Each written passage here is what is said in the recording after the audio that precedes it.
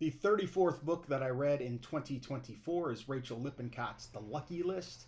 This is the story of Emily, who lives in Huckabee. Her mother had passed away 3 years before the book begins. It is the story of a new girl who comes to town. Her name is Blake, and Emily's best friend, Kira, who is absent for most of the book.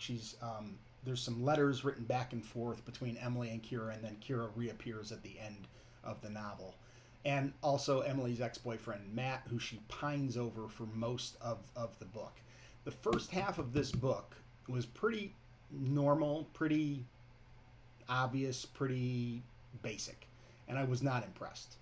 Then all of a sudden, it takes a turn toward the LGBTQ plus and a very positive message about LGBTQ.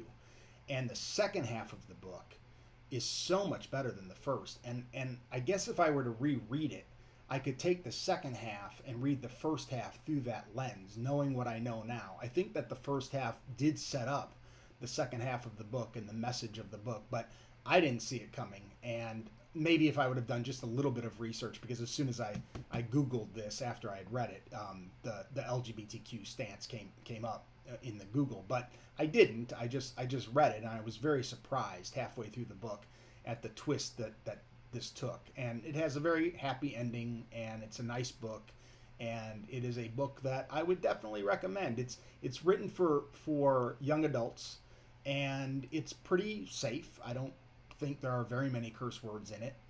There are some, but not very many. This is definitely a book that could be taught at the high school level, and I think that it could even be taught at the 7th or 8th grade level too, as long as a community was okay with an LGBTQ book being taught in school. Of course, they should be, but all communities aren't, especially in this day and age. So I do recommend this book. I recommend it for younger readers, probably more than I recommend it for older readers, but it was very, very good, and you just have to sort of stick with it and read through the first half, and then it becomes, I think, a book with a message, and a very positive message, and a very progressive message.